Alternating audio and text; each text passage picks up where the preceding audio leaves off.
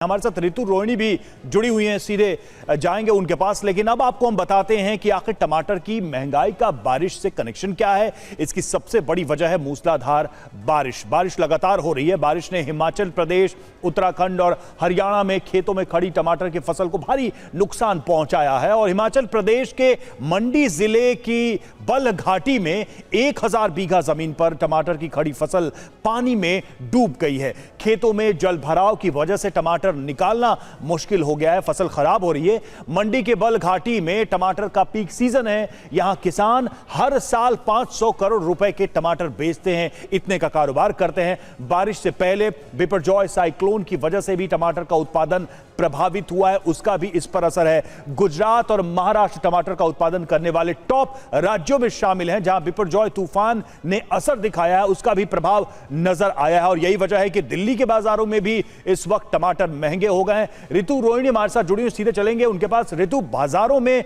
ऐसा लगता है सब्जियों की कीमतों में आग लग रही है और आने वाले समय में तो मौसम और भी खराब रहने वाला है। मौसम विभाग लगातार अलर्ट जारी कर रहा है। इसका मतलब यह है कि सब्जियां क्या और महंगी हो जाएंगी? बिल्कुल बिल्कुल रवि, इस वक्त हमारी मौजूदगी देखिए दरियागंज के मंडी में है। सब्जी मंडी में देखिए साफ तौर पे यहाँ पर दो तरीके की टमाटर जो है वो मार्केट में इस वक्त बिक रही है। एक जो थोड़ी बेहतर क्वालिटी की है वो तकरीबन 80 रुपए की ये बताई जा रही है। वहीं दूसरी है जो 60 रुपए की बताई जा रही है। हमारे साथ यहाँ पर दुकान जो सब्जी विक्रेता है वही है, उनसे बातचीत कर लेते हैं। भैया, क्या लगता है आगे और दाम बढ़ेगा या इसी तरीके से रहेगा? अभी कुछ नहीं कह सकते।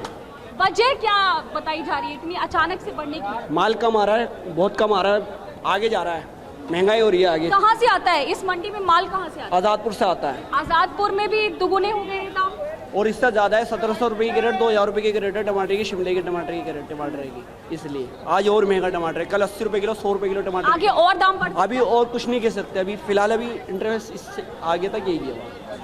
तो आपने सुना रवि, जो तमाम सब्जी विक्रेता है साफ तौर पे उनका यही कहना है कि आगे बढ़ेगा नहीं बढ़ेगा ये फिलहाल पता नहीं है। लेकिन जिस तरीके से लोग बता रहे हैं, क्योंकि बारिश जो है वो लगातार हो रही है, मॉनसून ने दस्तक दे दी है, ऐसे में दामों के बढ़ने की संभावनाएं हैं। कई सारी मीडिया रिपोर्ट्स है जिसमें ये साफ तौर पे बात कही गई है कि कई सारी मंडियों में जो टमाटर के दाम है वो लगभग दोगुने उनके दामों में इजाफा हो रहा है। ऐसे में ये कहा जा सकता है कि अगले कुछ दिनों में दाम शायद और भी बढ़ जाए, क्योंकि जिस तरीके से बिल्कुल इसके आसार लगातार बने हुए हैं। ये आशंका तो है। ऋतु, बने रहे आप हमारे साथ। इस बीच अपने दर्शकों को बता दें कि बारिश के असर से सब्जियां तो महंगी हुई हैं, लेकिन ये हुआ कैसे आपको ये भी बता देते हैं। दिल्ली और मुंबई में 62 साल बाद पहली बार एक साथ मॉनसून की एंट्री हुई है, जिसकी वजह से इस बार जून में ही दिल्ली में भारी बारिश हो रही।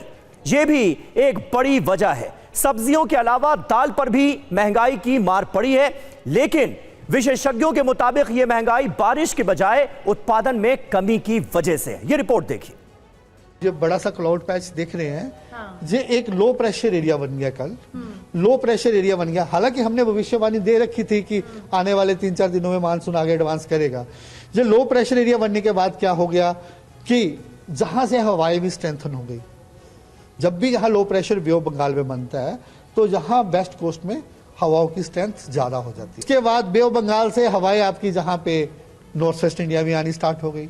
उसका वही रीजन था कि जहां स्ट्रेंथन होने से आपका महाराष्ट्र का काफी हिस्से कवर हो गए, इंक्लूडिंग मुंबई कवर हो गया। और सिमल्टेनियसली ईस्टर्ली हवाएं जो बे ऑफ बंगाल से आ रही थी, उसके प्रभाव से आपका नॉर्थ वेस्ट इंडिया में काफी हिस्से कवर हो गए, पंजाब, हरियाणा, इंक्लूडिंग एनसीआर, दिल्ली। और इस वक्त हमारे साथ मौसम वैज्ञानिक भी मौजूद हैं। शर्मा जी, इस बदलाव को आप कैसे देखते हैं? और दिल्ली और मुंबई में एक साथ मॉनसून का दस्तक देना, ये क्या बता रहा है? कैसे ऐसा हो गया? पहले भी ऐसा हुआ है, लेकिन इस बार जिस तरह से एक साथ दिल्ली और मुंबई में मॉनसून आया है, दस्तक दी है, ये क्या बता रहा है हमें? देखिए, इस बार जो है कि एक के बाद एक पहले 9 मई के आसपास एक साइक्लोन बना था, उसने कुछ हद तक मानसून को प्रभावित किया और मानसून थोड़ा लेट उसकी एंट्री हुई और 8 जून के करीब केरला में आया। उसके बाद जो दूसरा बिपरजॉय साइक्लोन बना, उसने भी शुरू में मॉइस्चर हमारे तरफ से खींच लिया, पर बाद में जिस तरह से उसकी मूवमेंट हुई तो उससे जो है महाराष्ट्र और जो मध्य प्रदेश का एरिया है, बिहार और यूपी, वहाँ थोड़ा मानसून डिले हो गया था।